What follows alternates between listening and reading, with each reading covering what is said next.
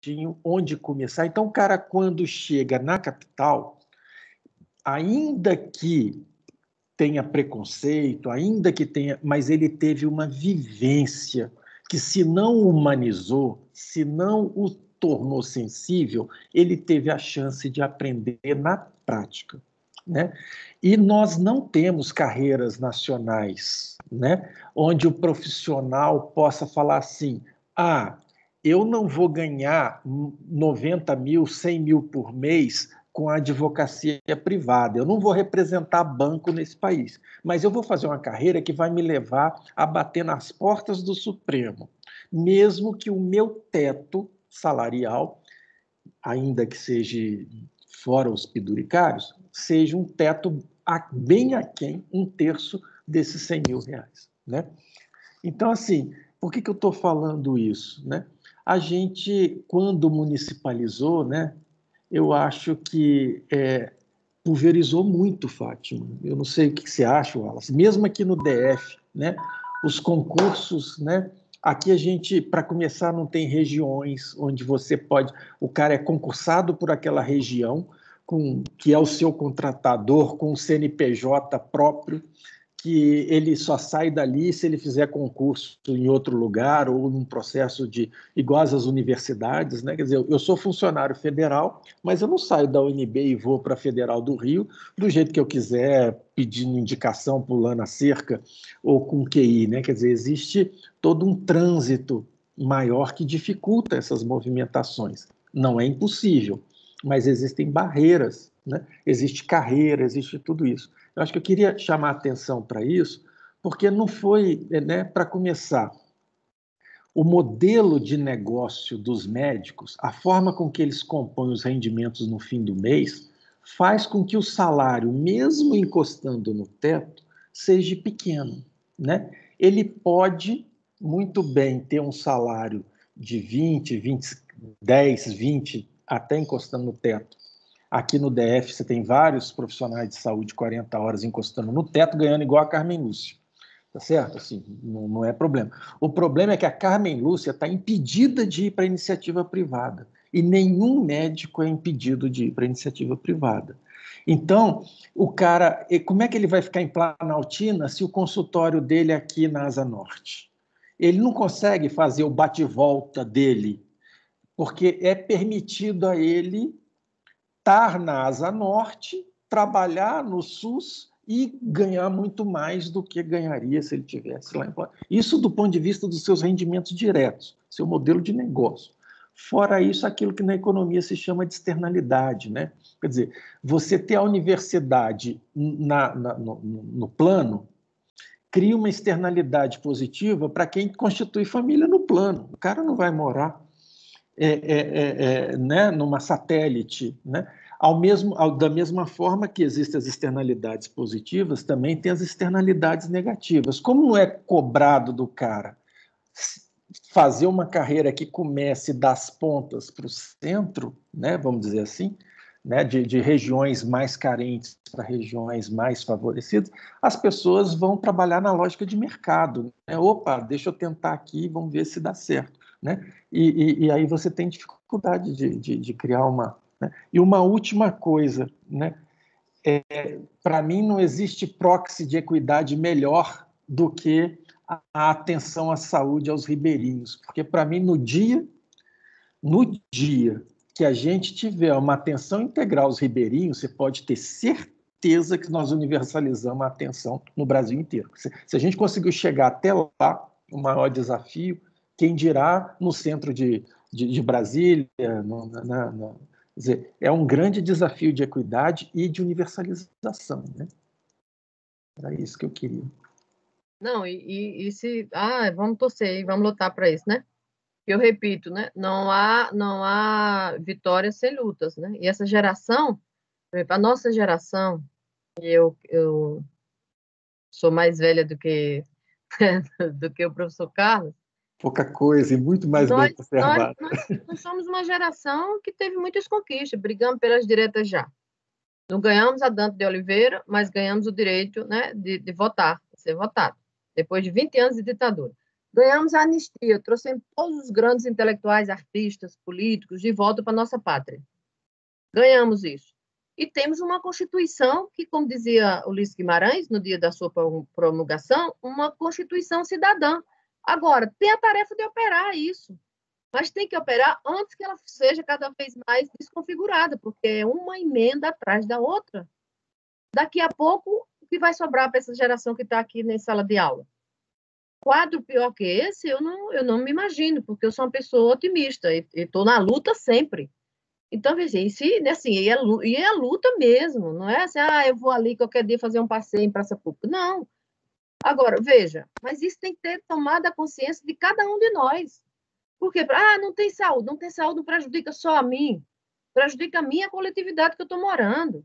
Não tem saneamento, não tem segurança pública, tudo isso não é problema do outro que está no outro lado da linha, está na outra janela. É nosso problema. Tem que abrir essa janela para ver, não é? Vou ver a banda passar. Tem que saber como é que essa banda toca. Isso é o que eu chamo de consciência política, consciência sanitária, no caso da saúde. Agora, veja, essa juventude precisa saber, e aí, viu, Alisson, a gente viveu muito quando deu cólera para ir para aquela região do Alto Solimões, né? Daquela comunidade ribeirinha. Sabe quem era mais atingido? Era eles. E sabe por que era eles que morriam? Porque, olha, eles vivem em palafitas. E não tem alternativa. É ali.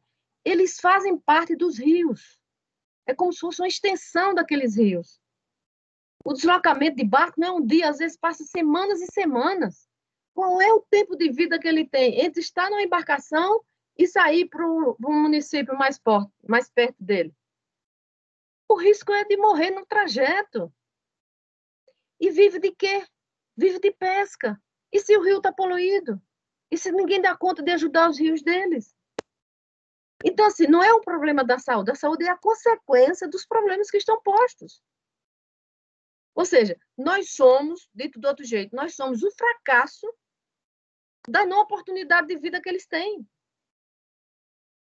E ainda mais, coloca no nosso bolso, eu não estou falando financeiro, melhor, na nossa cota, enfrentar esse problema que não é de saúde, é de doença e de morte o tempo inteiro. É isso. É a doença social, professora. A doença social e assim, os determinantes ficam latentes aí, né? Nessa fala. E os meninos, desculpe, Alisson, e os meninos perguntaram aqui, o Matheus, assim, o melhor método para ampliar, anotei aqui, viu, Matheus? E otimizar a estratégia. O melhor método é proteger, cumprir a Constituição. É fazer cumprir a Constituição. E não só para assistência. Assistência é um pedaço. Tem que ser para a Seguridade Social, para a proteção dessas pessoas. E aí a pergunta nos induz a responder assim, quais são as equipes que vão lá? É outro formato de equipe. Não é só o médico, o enfermeiro e o agente que mora lá, que precisa estar preparado. Mas cadê os ambientalistas? Será que alguém que se forma como ambientalistas, como diz o professor Carlos Zanetti, de compreender os ecossistemas? Que não é só o rio, é rio e suas consequências. Vai um educador popular para lá? Vai, porque ele não toma sentido, porque ele vai morar no ribeirinho.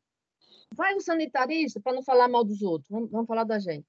Vai o sanitarista se pega assim, eu tenho papel para isso? Será que eu sou importante nessa tarefa? Claro que é. Não é só pela questão da determinação social em saúde, mas é pela explicação. O professor Zanetti nos chamou a atenção pela explicação, pela análise, pela capacidade de planejar um outro tempo, um outro lugar para esse povo morar. Lá mesmo. Eles não querem sair de lá. Eles querem ter condições de viver lá.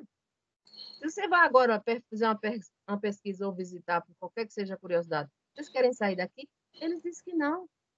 Eu fiz essa pergunta. Eles dizem que querem viver bem lá. E o conceito de viver bem, olha o leque que abre. É imenso. Não se resume à saúde. Que importância civilizatória tem o SUS, né? Claro. Foi criado para isso. Cadê os educadores físicos? Vão para lá? Cadê os nutricionistas, Alisson? Vão para lá? Não, nada. E o médico vai para cuidar da doença na linha final. É um fracasso.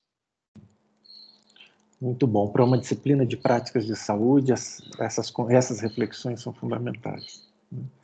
Vamos para a nossa última pergunta. Boa tarde. Boa tarde. Quem fala? Miguel. Oi. Tem o vídeo aí? Ótimo, chegou bem. Bom, né? Boa tarde, convidados. Boa tarde, professores. A 9ª pergunta é a última da roda. O papel da saúde da família é de extrema importância para a saúde brasileira de forma geral. Sendo assim, qual a relação dessa estratégia no que diz respeito ao combate da pandemia do novo coronavírus? E já falado dos agentes comunitários nesse papel, eu queria que enfatizasse agora o papel da UBS, as unidades básicas do combate ao corona.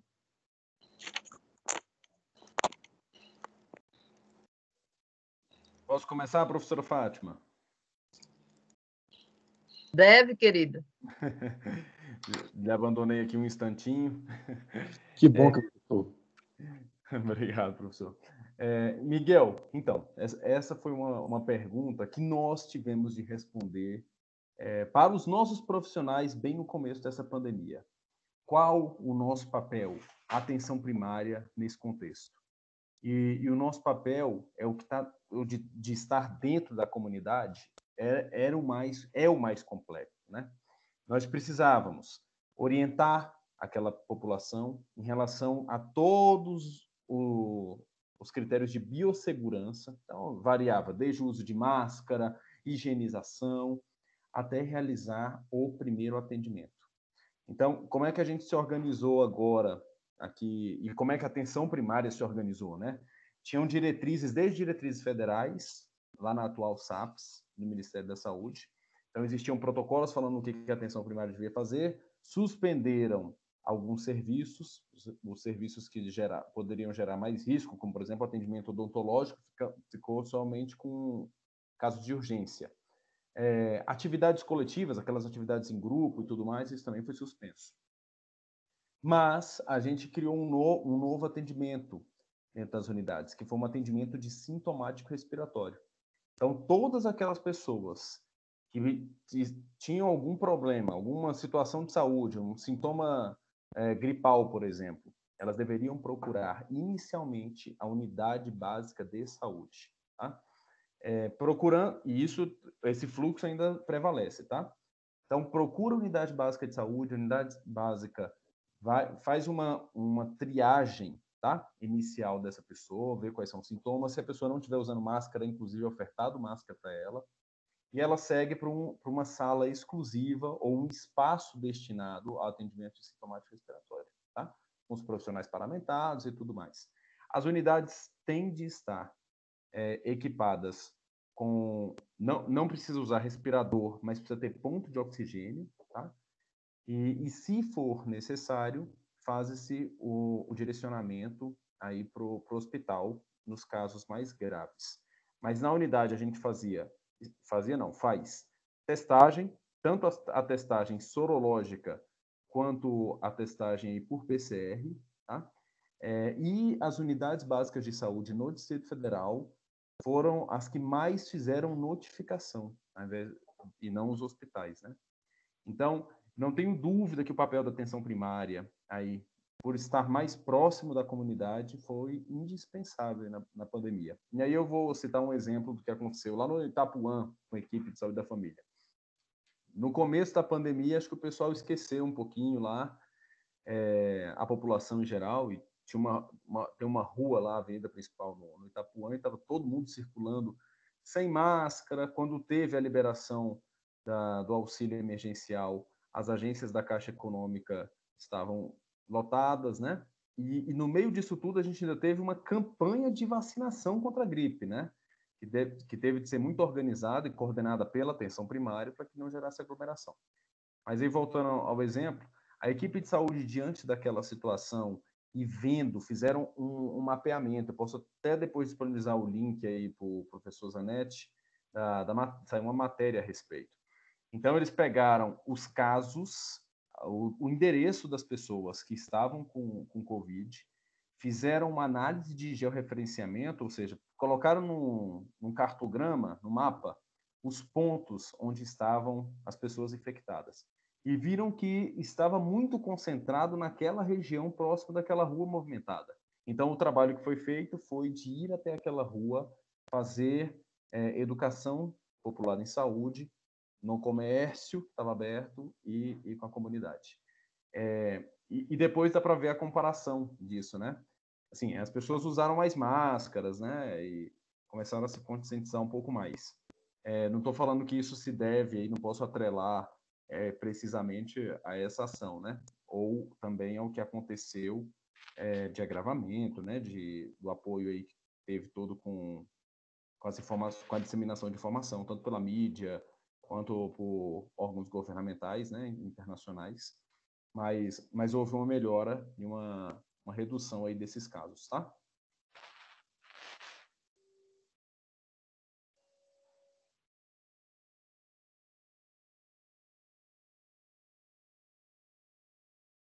Fátima, você completa? A prática dele é soberana.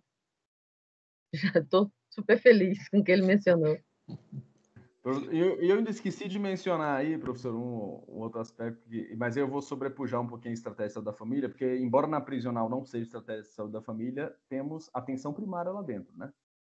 E aqui, para você ter uma ideia, nós temos um complexo penitenciário, complexo penitenciário da Papuda. Lá dentro nós temos 6 unidades prisionais, contando com a penitenciária federal.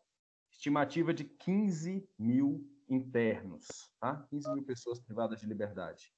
E não poupamos esforços. As pessoas estão lá cumprindo pena por seus crimes, e a pena que a nossa Constituição prevê é perda de liberdade. Continuam sendo pessoas, continuam tendo dignidade. Então, o direito à saúde deve ser garantido. Então, fizemos uma testagem lá, que foi modelo para o país inteiro, tá? Rio de Janeiro, os promotores do MP ligaram aqui para os outros promotores para saber como é que foi a experiência lá. E do total, nós tivemos hospitalizações muito baixas, e desse total nós tivemos só 4 óbitos, de 15 mil pessoas. Hoje lá dentro nós temos imunidade de rebanho, aproximadamente 70% dos internos já tiveram contato com o vírus, e como entra cada semana aproximadamente 100, o nosso controle está aí concentrado nesses que adentram o sistema penitenciário, né? Esses 100 aí.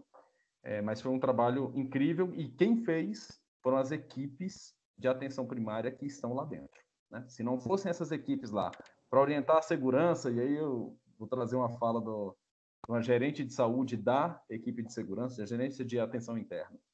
Ela falou: eu fui treinada para usar arma, eu uso revólver, eu uso pistola, eu não sei usar esse álcool aqui, essa luvinha que vocês usam, essas coisas, mas eu quero aprender, porque eu estou vendo que agora o inimigo é outro.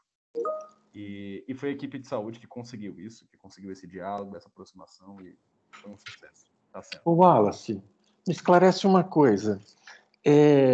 São 7 mil, não é isso? Lá na Papuda, mais ou menos? 15 mil. 15 mil. E 100 casos em 15 mil. Essa taxa de prevalência, você sabe me dizer qual que é a taxa da Covid? Não, professor, lá foi, o número de infectados no sistema prisional foi enorme. Eu posso pegar aqui precisamente. É mais alto do que na população em geral. Sem dúvida porque a gente tem uma superlotação lá, né? Vou dar uma informação para vocês que por exemplo, celas que nós temos lá que foram feitas para 8, 10 internos, a gente tem 30 internos, né? Então, é muita gente e, assim, não tem como ter o controle.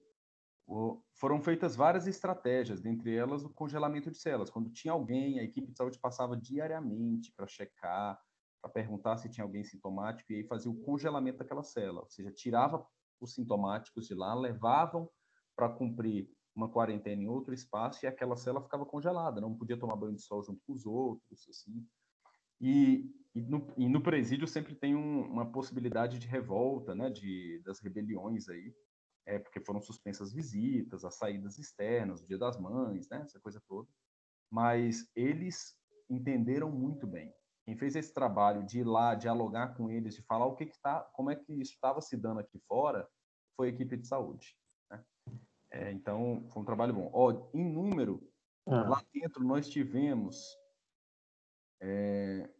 população privada de 1.843 casos testados, tá? Positivos para Covid. Em 15 mil. E quantas mortes? 4 mortes. Isso 4 mortes em 15 mil. Só para a gente ter uma ideia, no DF, o nosso percentual de óbitos é de 1,8, tá? Pelo número de casos. E de internação, lá dentro do presídio nós tivemos 0,2 de óbitos. De internação eu não tenho aqui. Mas de internação também foi bem baixo, viu?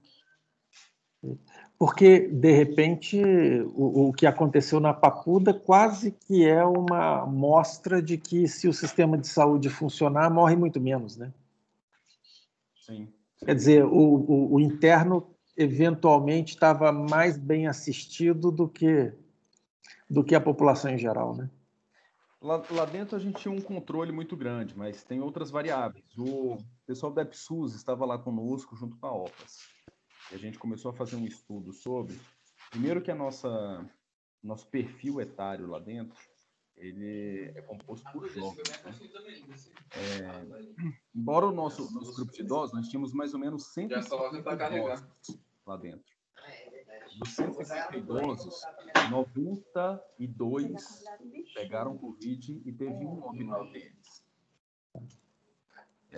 Tem um microfone aberto que está competindo com o seu. E achou a máscara dele que ele estava tipo. Oi, gente, vamos fechar o microfone, por favor?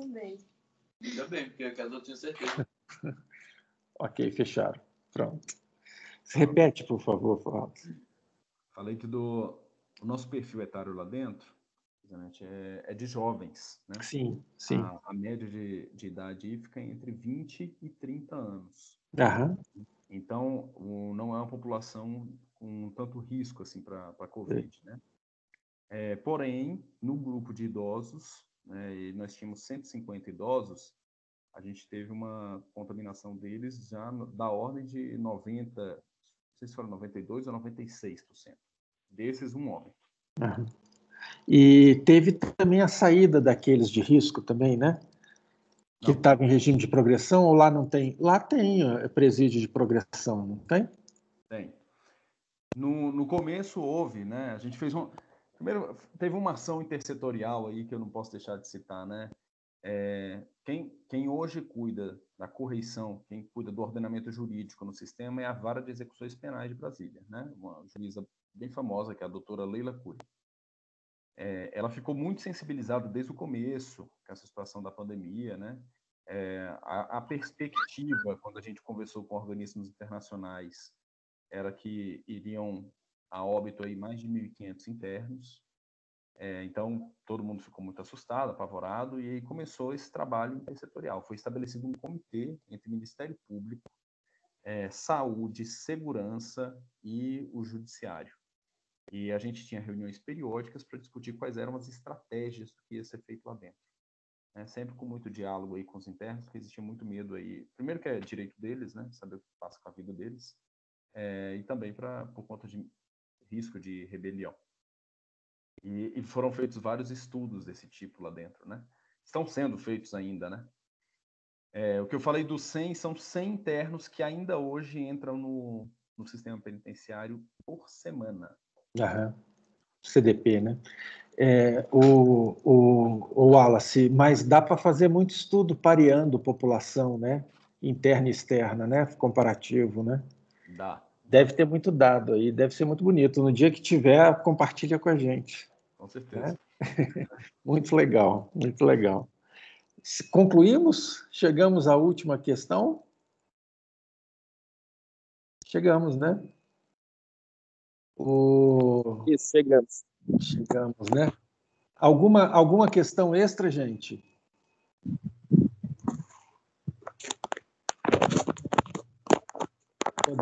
Podemos entrar em rota de aterrissagem aqui? Começar a desligar os motores? Tá. A Luizete levantou a mão? Quem foi que levantou a mão? Faz favor. Sim, professor, Luizete. Está me ouvindo? Estamos ouvindo. Então, é porque eu ouvindo vocês falarem aí nessa questão de quantidade de pessoas que pegaram Covid, eu não sei se funciona da mesma forma para vocês aí quanto aqui, que eu moro no interior do Acre, né? Um exemplo que eu quero falar é da minha família. Nós somos em 15 pessoas. E aqui em casa, testaram positivo 5 pessoas, inclusive eu. A orientação que a gente tinha no posto era que, tipo, começou a sentir, começar a se tratar em casa, porque, segundo eles, era melhor não ir ao posto de saúde por causa da contaminação, porque tinha que ficar fazendo quarentena, como já tinha outras pessoas na nossa casa que tinham testado positivo, que não adiantava ir para o posto de saúde se não tivesse com, não sei se 8 dias, 10 a 11 dias, entendeu? Então, eles orientavam a que ficássemos em casa para começar o tratamento. Começou a sentir começar o tratamento, porque aqui, para todas as pessoas, o tratamento já é aberto. Assim, todo mundo sabe, aqui a gente tem aquela facilidade de comprar o remédio, né? Sem precisar de uma receita. Então, eu vejo assim, eu não sei o percentual de quem pegou, de quantas pessoas pegaram, né, que eu não sigo. Mas, pelo que eu vejo das outras pessoas, é que, por exemplo, que nem na minha família, 5 pessoas testaram positivo, mas nós sabemos que pelo menos 12 pegaram, por causa dos sintomas, e se curaram em casa. Então, as pessoas que não testaram positivo, ela não entra nesse censo. As pessoas da sua família usaram qual medicamento? Nós usamos a azitromicina, a ivermectina, que foi o que eles indicaram, não teve receita nem nada, a gente só sabia que era o que estava sendo usado. E aí eles falavam para tomar vitaminas, umas vitaminas lá que era para a imunidade. É tanto que tem uma farmácia de manipulação numa cidade vizinha, que aqui na minha cidade não tem, justamente para dar para aqueles que não tiveram sintomas tomar esses tipos de vitamina. Essa farmácia de manipulação... No centro de saúde? Não, a farmácia de manipulação particular. E a gente ia lá e comprava. E, por exemplo, eu tenho uma filha de 12 anos e um filho de 5. O que eu fiz? Eu já sabia que eu estava, e eu já fui lá, comprei o remédio, e eu dava para... O remédio que eu digo, as vitaminas, e eu já dava para ele justamente para isso. Então, tipo, a minha filha dorme comigo até hoje, ela nunca sentiu nada. Meu filho ainda sentiu febre 2 dias, assim, porque como eu não sabia que estava, né?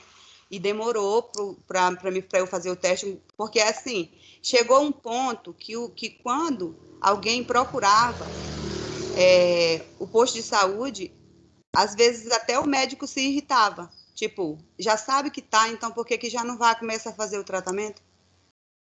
Entendeu? Ô, Wallace, você quer dar uma palhinha sobre isso? É estudante de farmácia, né, Luizete?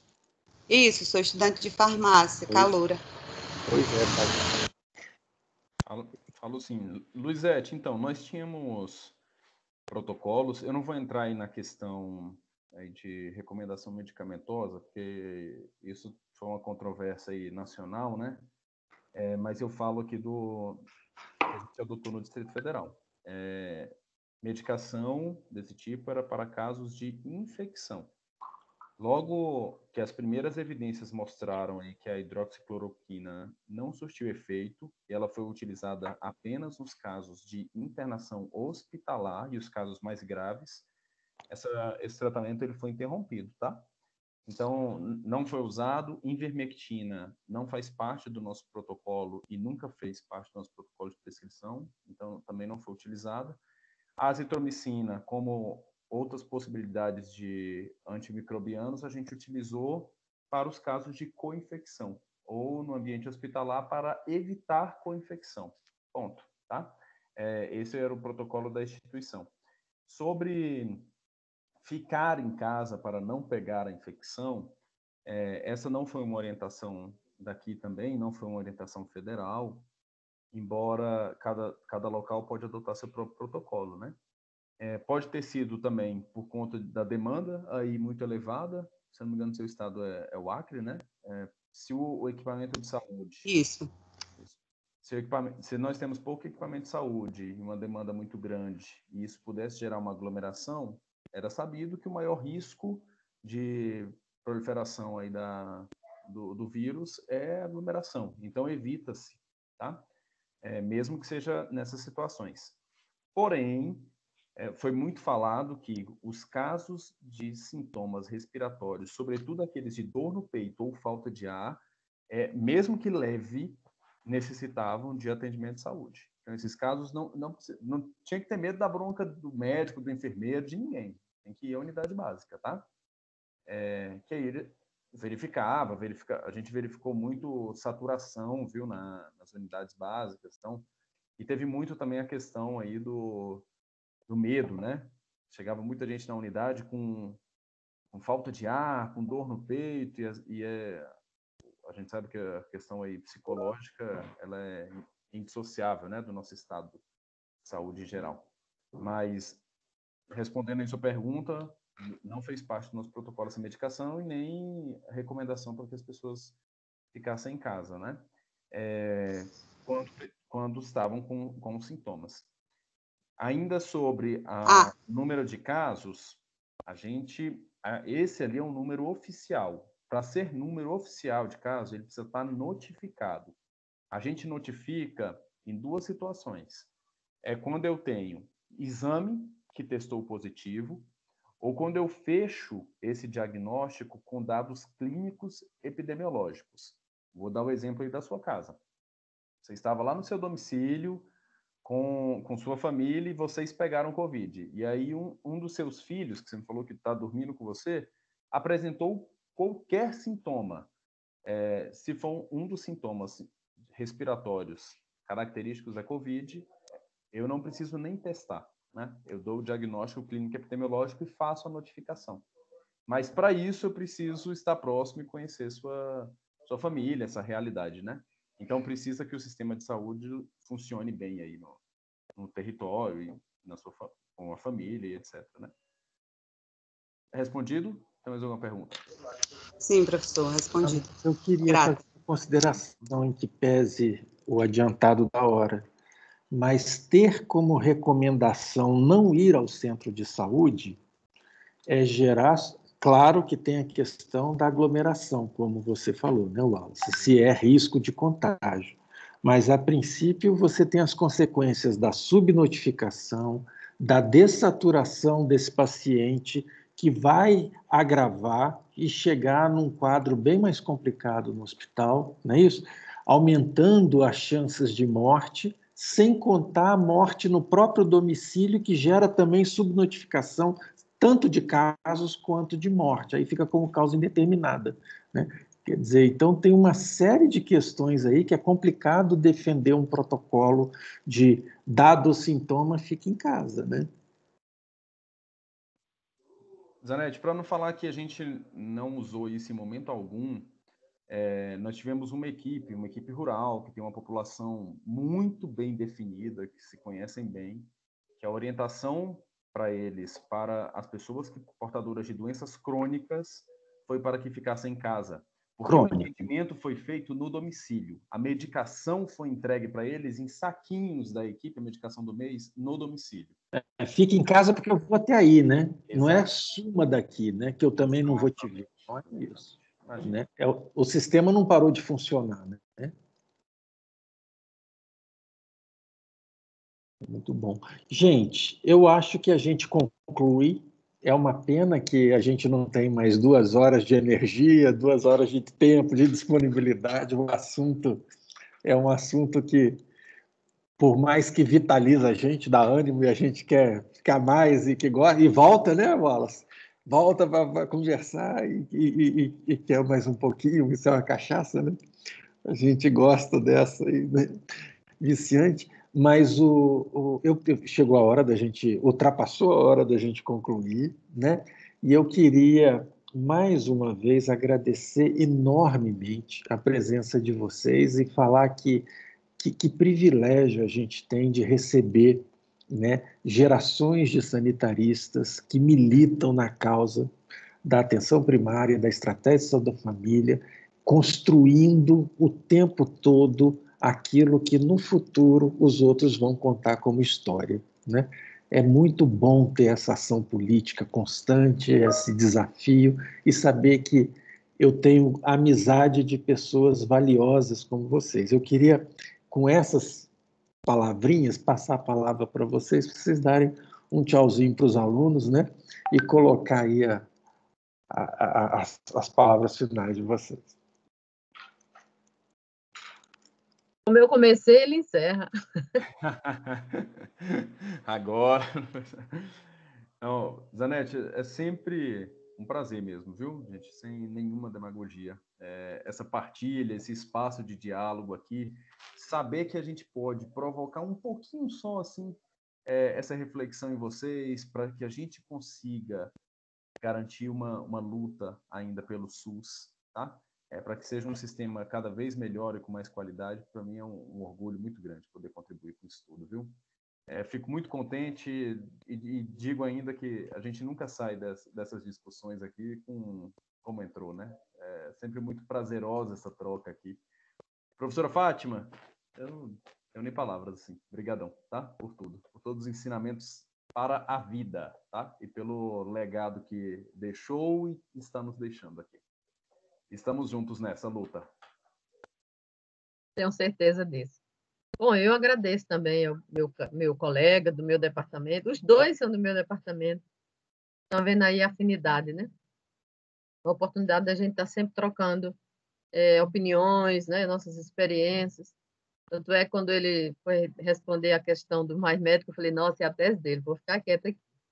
Então, assim, em respeito aos processos de conhecimento que a gente trava aí ao longo da história.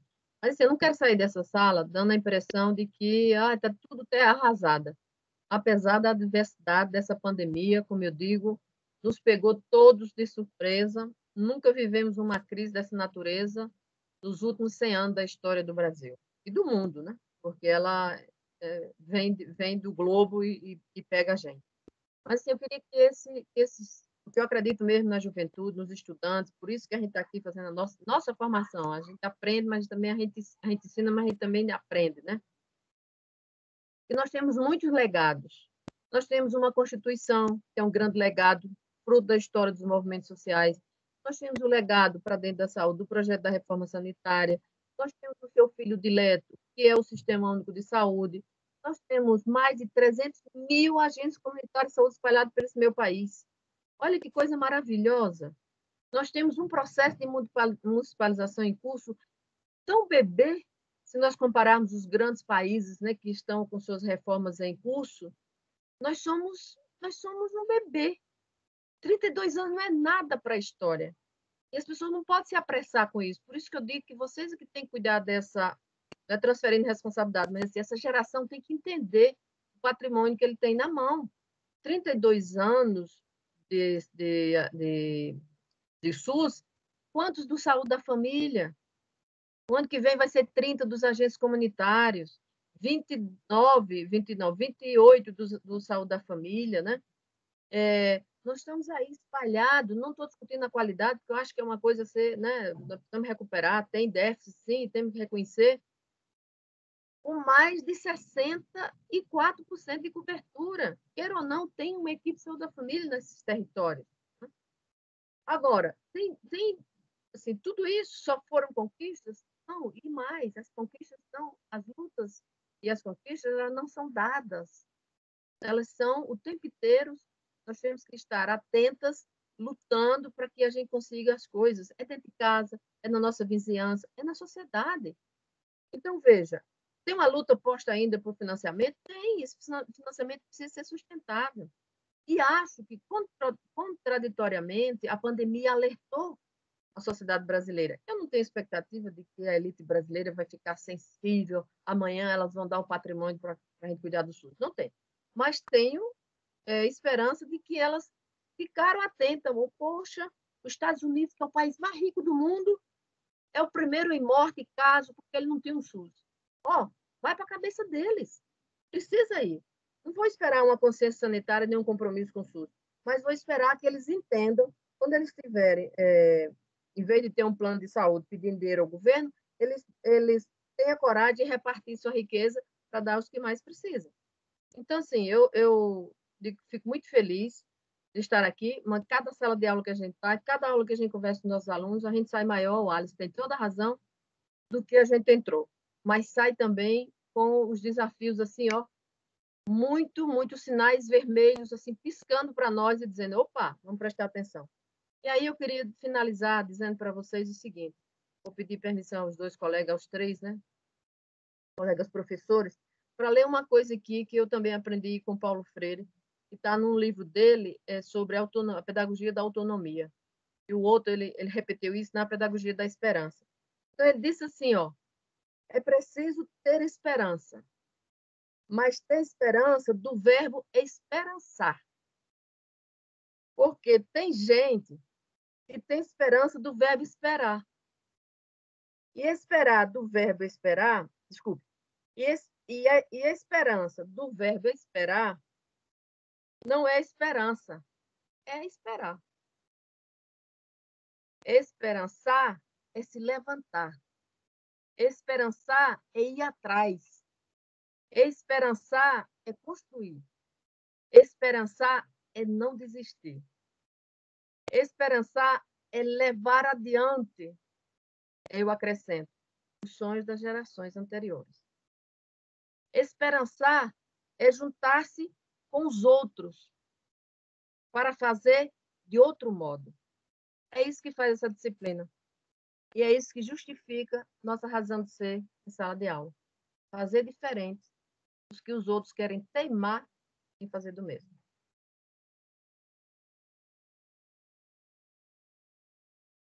Fátima, que coisa mais boa poder escutar, né? Você, o Wallace, né? Dar essa mensagem, né?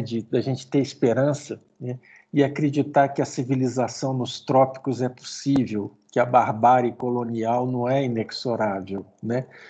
E que nós, na área da saúde, temos projeto de sociedade, do alicerce ao telhado, né? Do chão do território, né? Que é o espaço da vida e da cultura, né? E que possibilidade a gente saber que temos todos os tijolos para essa construção, né? E não nos falta conhecimento, técnica, né? Falta oportunidade histórica para edificar, né? E continuar na luta. Que coisa boa. Muitíssimo obrigado, viu, minha magnífica? Muitíssimo obrigado, viu, meu diretor de APS? Meus colegas, né? Por essa oportunidade. Eu adoro essas aulas, eu adoro ser aluno junto aqui. A sala de aula, de certa forma, é uma prisão para os professores, né? A gente fica quase que muito isolado, né? Se não tem um espaço de compartilhamento de saberes tão amplo. É claro que na relação professor-aluno existe esse compartilhamento, mas melhor ainda quando a gente é professor e aluno ao mesmo tempo. Então, muito obrigado, muito obrigado demais. Um abraço para vocês, boa noite. E, Wallace, não esquece de mandar para mim o que você falou, para eu colocar lá para os alunos. Da Fátima já está lá no Aprender, o link. Mando, vou mandar o link da matéria lá do GoData que o pessoal estava usando. Mando sim. Semestre que vem, de novo, já está convidado. Fechado, fechadíssimo. Cadeira é cativa, viu? Obrigadão, gente. Obrigado Tá? pela colaboração ao empreendimento coletivo, educacional e coletivo. Tchau, tchau, gente. Tchau, Um abração. Tchau, professor. Tchau. Minha magnífica, muito obrigado. Tchau, professores. Foi ótimo. Boa Tchau, noite. queridos. Boa noite para vocês. Boa semana. Tchau, professor. Foi muito bom a aula. Tchau, tchau.